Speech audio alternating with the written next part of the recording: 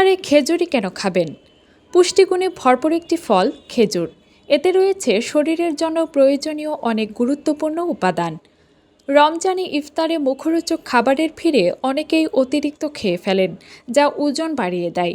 ইফতারে কয়েকটি খেজুর খেয়ে মাগরিবের নামাজ পড়ার যে প্রথা রয়েছে তা অত্যন্ত স্বাস্থ্যসম্মত।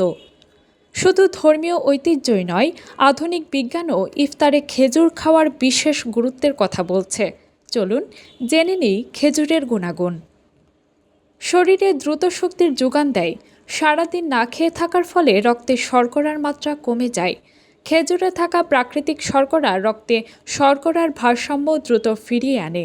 এতে থাকা জটিল কার্বোহাইড্রেট শরীরের হঠাৎ সুগার বেড়ে যাওয়া রোধ করে দীর্ঘক্ষণ শক্তি সরবরাহ বজায় রাখে।